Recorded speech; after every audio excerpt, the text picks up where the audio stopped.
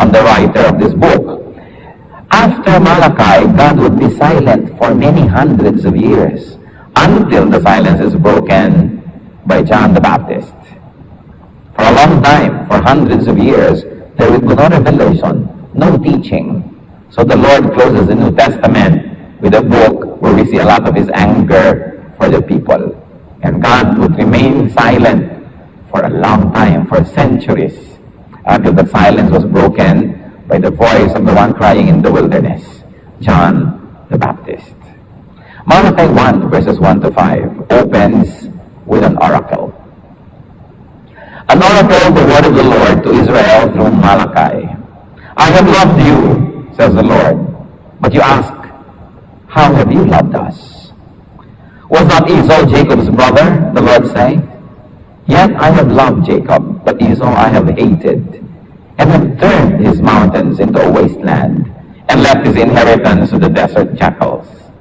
Edom may say, though we may have been crushed, we will rebuild the ruins. But this is what the Lord Almighty says. They may build, but I will demolish. They will be called the wicked land, a people always under the wrath of the Lord. You will see it with your own eyes and say, great is the Lord, even beyond the borders of Israel. What a terrible way to begin a book, an oracle or prophecy. That God would see and would show two aspects of his dealings with men. One is of love, and the other one is of hatred.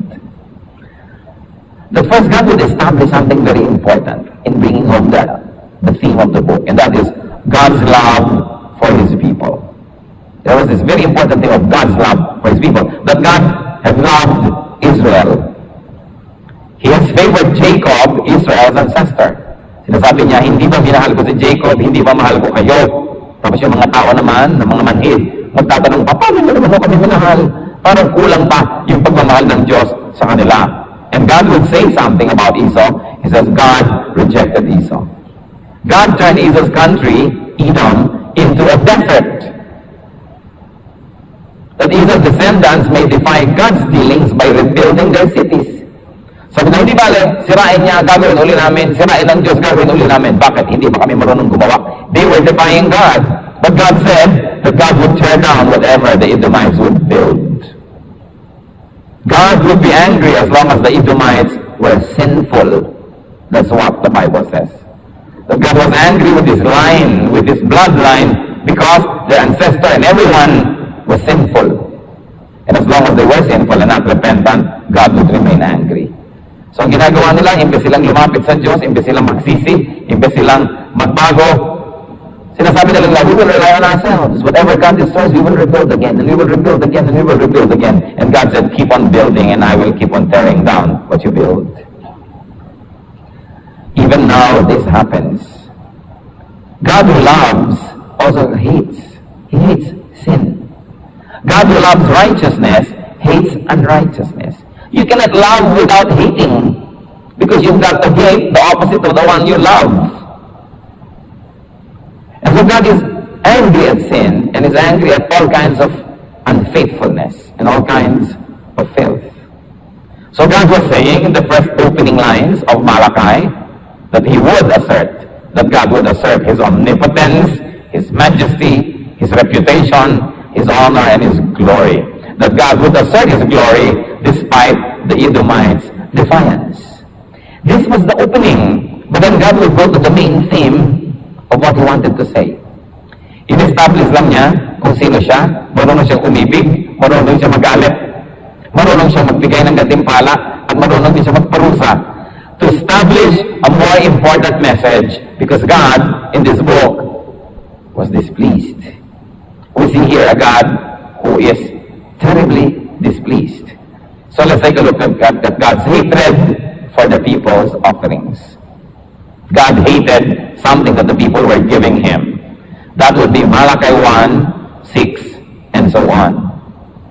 A son honors his father, and a servant his master. If I am a father, where is the honor due to me? If I am a master, where is the respect due me? Says the Lord Almighty. It is you, O priests, who show contempt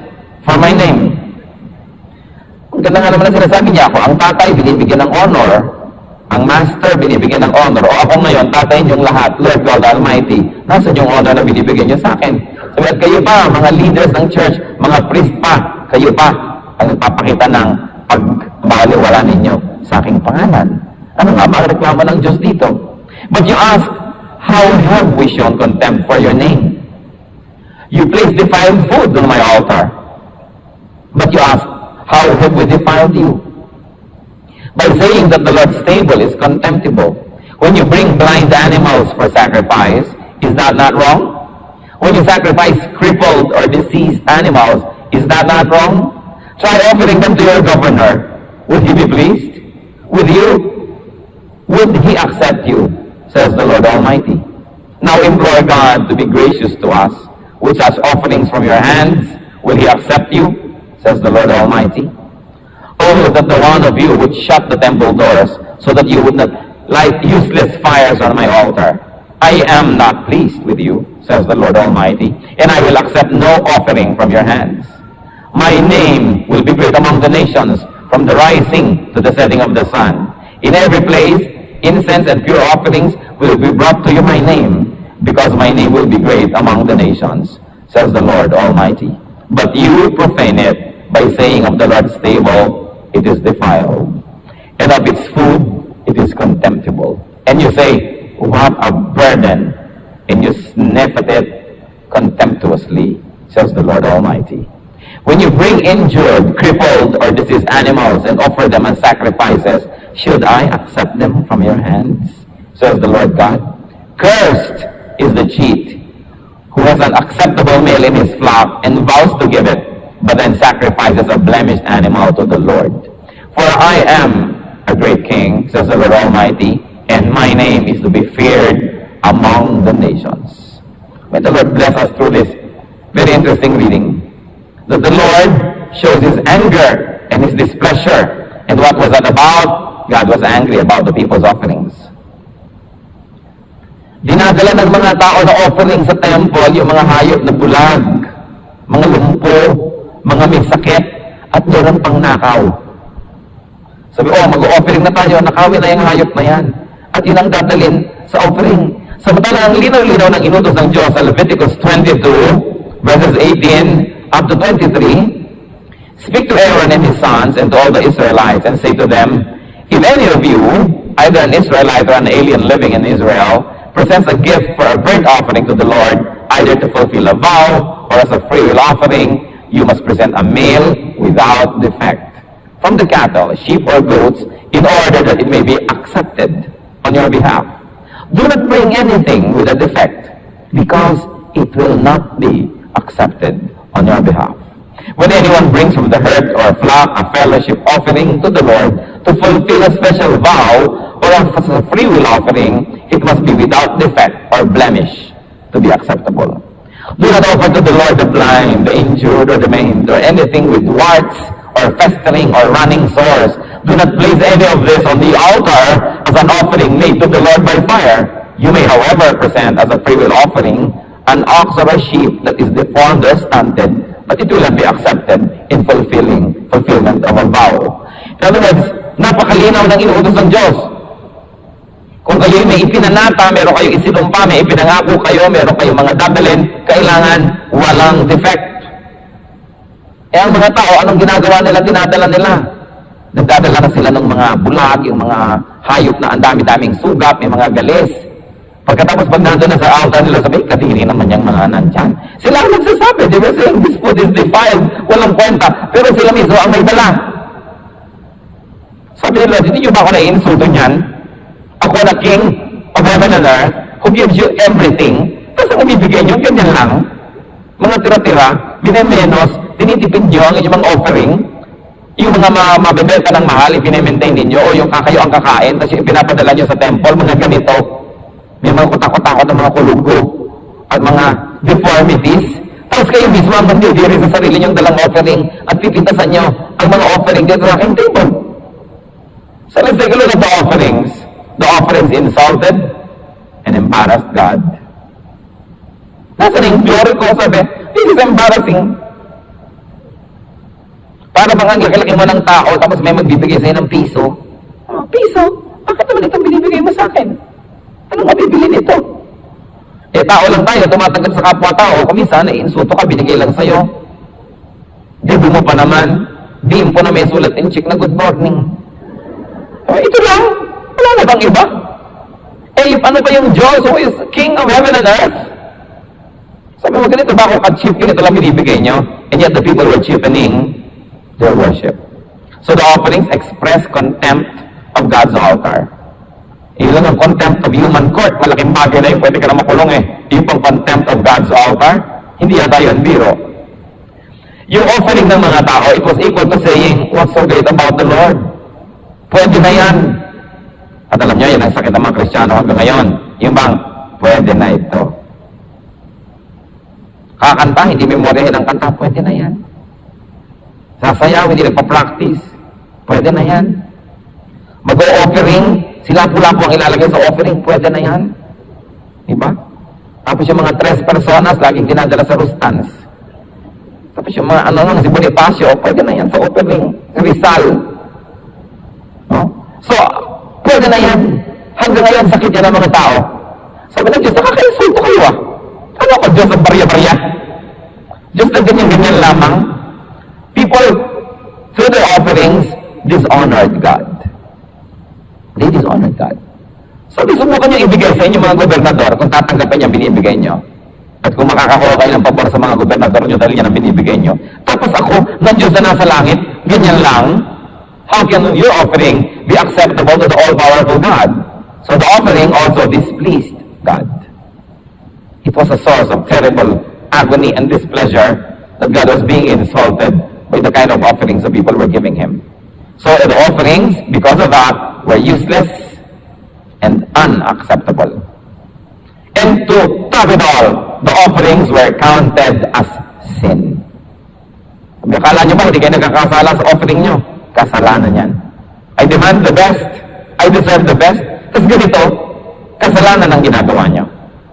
At ano pa po ang nagpalala sa problema ng bayan? The people were complaining. The people considered offering to God a burden.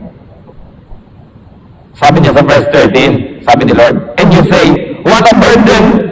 And you sniff at it contemptuously, says the Lord Almighty. Nabibigatan pa kayo ngayon, nagre-reklama pa kayo na nag-offering. Para ngayon din ang mga tao, naku, ang hirap-hirap ka ng buhay. Meron pang donasyon, wala bang libre. Ang mga tao, lagi na lang gusto kabig ng kabig. Pagka sa Diyos hingi ng hingi, pagka magbibigay na ang kukunat. Lagi na lang, wala bang libre, wala bang discount. Puro ganon. Sabi ni Lord, at sasabihin niya pang what a burden. Paano kayo nag-burden sa binibigay niyo sa Diyos? Eh lahat naman ang tinatangkilik niyo galing lang sa Diyos. You were born with nothing, and you will die with nothing.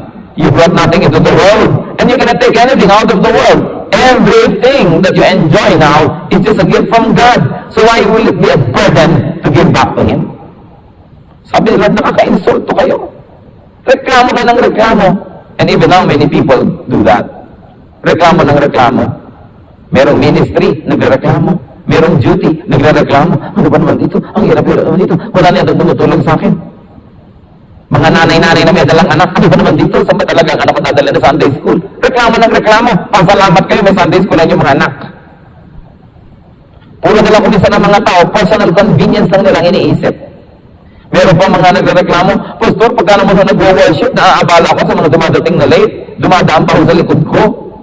Eh di pumunta kayo na sa gitna, para walang dumadaan na sa likod nyo. Paano? Uupo kayo sa mga dulo. Gusto nyo madaling pumasok, madaling lumabas. Eh, ang dami pang bakante doon sa loob. Pero siyempre, dadaan lang kayo. Alam ka naman lumipag siya patungo doon sa loob. Tapos magreklamo kayo pag nadadaanan. Alam nyo ba, ayaw na ayaw ng Diyos ang reklamo. Especially in His temple, especially during worship. Yung puro complain. Wala namang air conditioning. Wala namang ganito. Walang ganyan. Pag mag-worship na kayo, alisin nyo yung mga complaint because God hates grumbling. Pati ang mga Israelites na nagre-reklamo, pinadala niya ng ahas. Tukay lahat ng mga reklamador. Minsan, ibig-ibig ko na rin maglagay ng mga ahas dyan sa ilalim na yan. Yung mga turuan ba, yung tinutuka lang yung mga reklamador. Mga tao, puro complaints. So God hated this all. God hated the form of the offerings.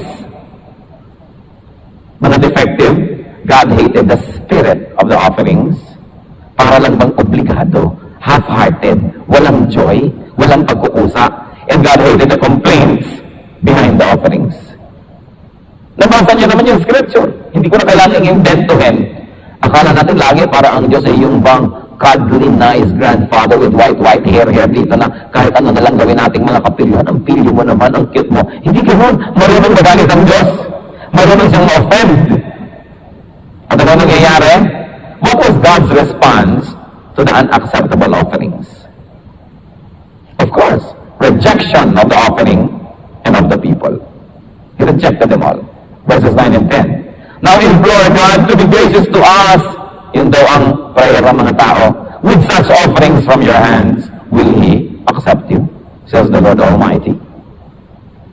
At ang lakas ng loob niyong manalangin. At ang lakas ng loob niyong magdasal at humingi sa Diyos.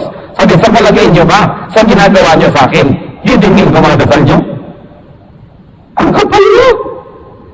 Kulang na lang dyan na sabihin na Lord, meron pa kayong sikmura na humingi. Sabi niya, now implore God to be gracious. Sabi, with such offerings for your hands, do you think I will accept you? Oh, that the one of you would shut the temple doors so that you would not light useless fires on my altar. I am not pleased with you, says the Lord Almighty, and I will accept no offering from your hands. Sabi ni Lord, bakit di nyo na lang isara yung temple? Ilak nyo, ikandado nyo, huwag na lang kayong pumasok, huwag na lang kayong maglagay ng apoy para doon ilagay yung offering. Kasi kahit anong gawin nyo, hindi ko na matatanggapin. Nagsasayang kayo ng pagod nyo. Isara nyo na lang, maglimutan na tayo. Inyo na yung inyo, akin yung akin. Laban kayo doon. Pag sinabi ni Lord yan, o sige, inyo na yung inyo, akin na lang yung akin. Gusto nyo? Sabi, Lord, hindi ba bakas tayo? Siyempre, gusto natin kabakas ang Diyos. Panalo ka, kung kabakas mo siya, dami niyang binibigay. Pero bakit yung iba, ayaw nila magbigay? Yung akin, tapos hingi ka na hingi sa Diyos, baka gusto mo sige, walay na lang, kanya-kanya. Ganyan ang nangyayari sa maraming tao, mga kapatid. Ba't natin ito pinag-aaralan? Kasi nagre-repeat pa ito eh. Hanggang ngayon ang mga tao, reklamador, ang mga tao, hindi magbigay ng best, kung ano na lang, mairaos na lang, pakitang tao na lang, tapos may reklamo pa. Pero ang lakas ng loob magdasal. Pag nawala ng preno yung sinasakyan, ang lakas ng loob magdasal. Sabi lang, ba't ka nagdadasal? Nag-offering ka ba? Ba't ka humihingi ngayon ng preno? Pagka nagkasakit na at eto na ngayon, inaagaw na ni Kamatay, ang dasal ng dasal. Sabi na, sige ka nang hingi. May pinatago ka ba? Nasa na binigay mo? Withdraw ka ng withdraw, may dineposit ka ba? Actually, this is what the verses are saying. Napaka-polite lang ng language. Pero yun na rin ang laman. So, what was God's response? Rejection. What else? Displeasure. Kung minsan nga aso lang, ayaw mong inisin, makakakagatin. Amo mong tao, ayaw mong inisin, makaka-demote. Bakit mo iinisin ang Diyos? Ano laban mo doon? Naiinis siya sa mga walang kwentang offering. At ano pa ang kanyang response? Curse for the cheater and the unfaithful. Cheating ang tawag niya doon. Kasi ang hinihingi naman ng Diyos, kanya rin ay galing sa kanya. Sabi sa verse 14, cursed is the cheat who has an unacceptable male in his flock and vows to give it, but then sacrifices a blemished animal to the Lord. For I am a great king, says the Lord Almighty, and my name is to be feared among the nations. Sabi, may sumpa sa mga mandaraya. Yung mga taong nagpapalit ng isip, sinabi na, ay, ang ganda naman itong ipinanganak na aking flock, i-offer ko kay Lord. At nung lumaki, ay, sobra palang maganda, parang sayang. Wala ba tayo dyan medyo may kapansanan? At yun ang ibibigay, pinanghinayangan. Marami mga ganun kumisan. Gagawa ng commitment kay Lord, pagka spiritually high, tapos mamaya, kukubabawa ng mga espiritu, manghihinayang. Hindi tinutupad ang kanilang mga pangako. Hindi tinutupad ang kanilang mga pledges. Kinakalimutan ng mga sumpa sa Diyos. Nanunumba lang pagka nasa panganib, kung may kailangan, pag guminhawa na, kalimutan na, sabi, Lord, joke only. Dahil lumampas na sa peligro. Maraming ganon, pag lampas na sa peligro, joke only na lang yung kanilang mga pangako sa Diyos, nalilimutan. Sa palagay niyo ba, nalilimutan ng Diyos? No. Sabi niya, my name is to be feared among the donations. Huwag kayong makikipagbiruan sa akin sapagkat hindi ako nakikipagbiruan. Parang ganda na sinasabi ni Lord. So, God's glory, God's faithfulness, and God's love demands the best offerings. Hindi tayo nagbibigay sa Diyos when we are giving the best offering. Tayo nagsusukli-sukli lang ng kanyang kabutihan. Nagbabayad-bayad. Hindi kayang bayarang buo, pero nagbabayad-bayad. In the best of what we can do. Kung minsan mahirap sa mga preacher ituro na itong mga bagay, nagmumukhang parang self-serving naman yata yan, baka gusto lang niya mag-fundraising. But this is the word of God, and you cannot deny the people these wonderful truths. Marami kasing mga tao naghihirap, maraming tao hindi nila natatanggap ang blessing, ang natatanggap pa nila sumpa, just because they don't know na ang ginagawa nila, kinakamuhian pala ng Diyos. Dapat imulat ang mga tao. Dapat nilang malaman na kadalasan sa ating mga paghihirap, sa ating mga miseries, tayo yung manufacturer. Tayo yung author. Sapagkat kung gusto kang pagpalain ng Diyos, napakahirap ba nun para magtanong-tanong ka, Lord, bakit po? Sige, tanong ka pa. Parang hindi mo alam. Diba? Na ang kuripot mo. Ang reklamo mo. Ang ganyan-ganyan mo sa buhay. Hindi mo ako ino-honor. So why will I honor you? Napaka-importante po, tingnan natin sarili. Siguro meron mga mangilang-ilan na napaka-godly, napaka-righteous, tapos mahirap pa rin yung nangyayari sa buhay. Baka naman trial, pero paminsan-minsan lang yung trial, kadalasan chastisement yan. Pero meron din, na matutuwid naman, pero nahihirapan, kasi dumadaan sila sa panahon ng trial. Pero konti yun, kadalasan bunga ng ating mga kamalian ang nangyayari sa ating buhay. God is particular. God is interested with what people offer to Him.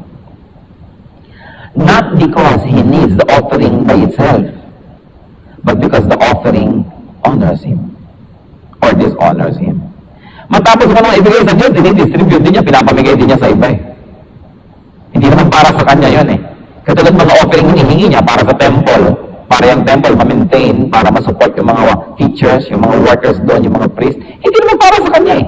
Para rin doon sa temple. At yung temple naman, kung well-supported, well-funded, cared for, the temple can also care for the people in return. Ganun to, babalik din sa tao.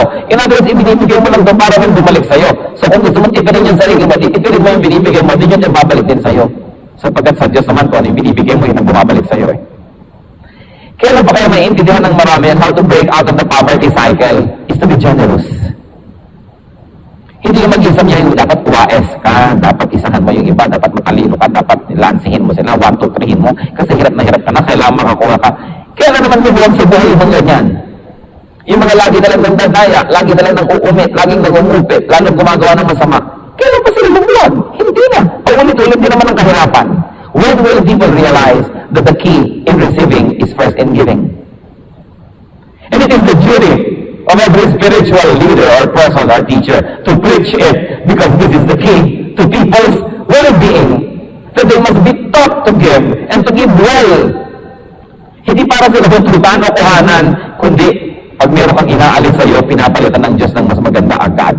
So habang paano mapapalitan kung ayaw mong tanggalin sa kamay mo? It is important. God knows how to be angry. God knows how to withhold blessings. Nakita niyo yung opening, sabi niya, sige, gumawa kayo, lahat ng ginagawa niyo, sisirain ko rin. Sige, magmatigas kayo, umasa kayo sa sarili niyo. Gawin niyo ng gawin, sisirain ko ng sisirain. Hindi magtatagal. Kung minsan sa mga buhay natin, parang nararanasan mo yan. Bakit lahat na lang ng ginagawa namin nagigibak? Bakit hindi na lang magtagumpay, hindi na matuloy? Baka may problema. Dapat mag-isip. Baka hindi natutuwa ang Diyos. Baka naiinsulto siya. Baka naman yung dinadala nating offering, pampaluwag lang ng ating stock. Kasi masikip na, i-offer yan. Ikaw din ang beneficiary in the end. Kunwari ka pa nagbibigay, pero ikaw din yung nagkaroon ng benefit by trying to give. Believers today also make offerings to God. Iba't iba. May material offering, meron hindi material. You offer your time, you offer your talent, you offer your services. And also we make material offerings. We give our tithes, we give our offerings. Ang tanong, are you honoring God? Na-honor ba siya? Are we giving our best? Magsa-Sunday school teacher ka halimbawa, naghahanda ka ba? Nagre-research, gumagawa ng mga visual aid. Talagang pinagpe-pray mo yung mga estudyante para best. O para na lang, basta na lang. Yung tatawagin ka pa ng principal for meeting. Meeting na naman, ano ba yan? Meeting ng meeting. Yung nagre-reklamo. Sa bagay, marami naman talagang meeting nakarekla-reklamo kasi hindi organized. 15-minute meeting lang, nagiging 2 hours kasi hindi organized yung nag-lead. Di pagka ganun sabihin nyo, pag nag-meeting naman tayo, let's stick to the topic. Mamaya, recipe na ng maruya ang pinag-uusapan. Hindi na tayo ng ating agenda dapat. Kasi kung konting tao ang marunong magpa-meeting. Pero pagka ginapatawag ka, o mag-member ka ng choir, may practice, ba't ka nag-reklamo? Ayan, nag-member ka ng choir. O Dr. Kate, meron kayong o-operahan. Ba't pa kayo nag-aapura? Alam niyo ba na ang kompletong worship ay yung pati yung closing prayer and benediction, yung closing song, a blessing yun to the people and to honor God. Bakit bigla niyong pinuputol at mawawala na kayo? For convenience. Dahil ayaw niyong masiksik paglabasan. Pasalamat na kayo sa siksikan dyan at wala kayo sa siksikan sa impyerno. Mas masikip doon. Ano ba naman yung mga konting mga ganyan? Hindi ba? Kailangan naman nag-cooperate tayo kasi ang mga tao, kung kanya-kanya na lang yung kagustuhan, personal convenience yun na lang lagi ang uunahin nyo. Ano na mangyayari sa church? Kung bawat isa yung Diyos at Diyos-Diyosan yung gusto niya ang masusunod, ano na mangyayari? Kaya natin laging sinasabi, kung ayaw nyo pong maabalaw, doon kayo maupo agad sa kalagitnaan, kaya dumating siya sa kaliwa at sa kanan, di kayo madadaanan dahil nasa gitna kayo. Para ba yung mga sa jeepney sasakay, gusto yun doon sa babaan siya nakalagay, tapos lahat ng dadaan matapakan siya, galit na galit. Eh di lumagay-lagay kayo doon sa loob. Eh hindi, gusto pagbaba niya, madali na. Yung convenience. Everything is a price. If you want to be convenient, it has a price too. But if kakanta kayo, gandahan nyo. Sasayaw kayo, gandahan nyo. Mag-o-offer kayo, gandahan nyo. Magbibigay kayo sa church ng gamit, huwag naman yung Olivetti makinilya, natungtungan na lang ngayon sa baha. Pinapanood nyo lang yata yung bodega nyo, kaya kayo nagbibigay kumisa na no? I mean, ano ba talaga yan? Hindi nyo naman pwede maghihima ng Diyos. Nagbibigay pa kayo para makatulong o para lumuwag ang buhay nyo. Sa bagay, pwede na rin yung mga Olivetti pag may baha. Pero yung sabihin, eto mo para makapag-type kayo, para naman ako nag-bodybuilding nito nung binuhat ko itong makinilya na to. You know what I mean? Na pinapanood nyo lang ang sarili. Hindi talaga nagbibigay. Alam nyo ba? Panilo lang ba natin ang Diyos? No. Do not give offerings with defects. Kung meron kayong, Pastor, may papadala akong electric fan sa church. O sige. Eh, daigban hapon, daw ng daw. Ano ba naman electric fan ito? Kung isang lumilipad, baka tamaan ka makapiyas pa ang ulo mo. Ano ito? Donation? Pero tayo paano kami dito? Pakitan. Let's do our best. Let's give our best. Think of what you can do for your church, not always what this church can give to you. Baligtad rin naman ang ating mga paradigm nang makatakas tayo dito sa mga poverty, mga difficulty, mga misery. Kasi baka hindi natin alam, ito palang pinagmumulan that God does not like our offerings. Na-o-open siya. Kung minsan, di ba, tayo man tao na ipinadala sa'yo, kung minsan nakaka-insulto, bakit ako pinadala nito? Tulad ng kinukwento ko sa inyong missionary, mag-asawa. Pinadadala sila ng mga damit na. O sige, pinagtsatsagaan nila, sige. Pero talaga namang lumaglag ang luha nila. Minsan tumanggap sila ng mga tea bags na gamit na.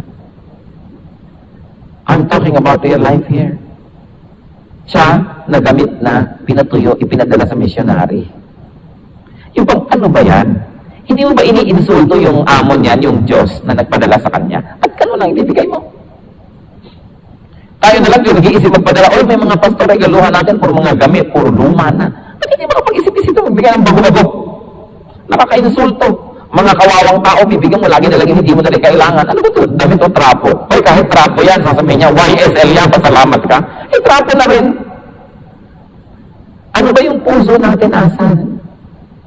Hindi naman mahirap pag-aralan yung itinuturo ng Bible ng generosity at giving. Paulit-ulit yun ang tema. Kailan pa tayo tatablan? Na maging totoo, na yung nadidinig natin, maging totoo sa buhay natin. Hindi lang maging ideya.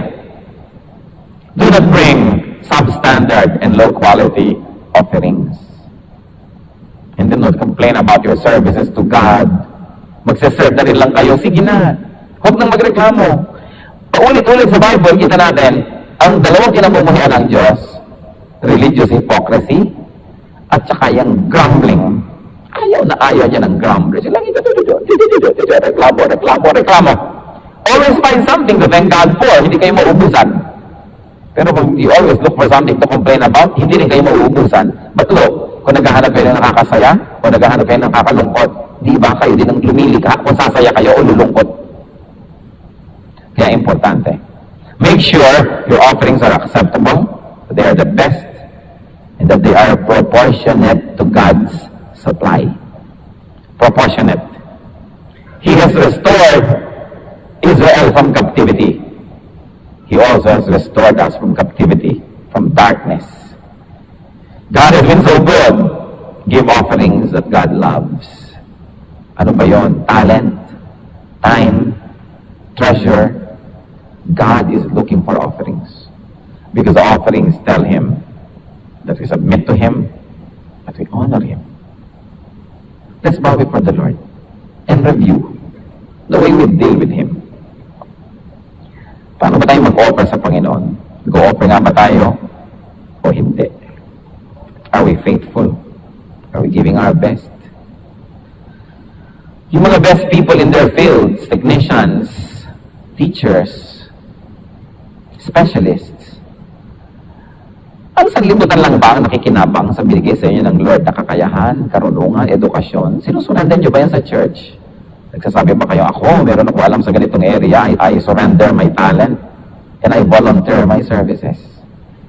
Yung mga ibigay sa inyo ni Lord ng mga kakayahan, karunungan, kapangyarihan, ginagamit nyo ba yan to glorify God o pang inyo lang?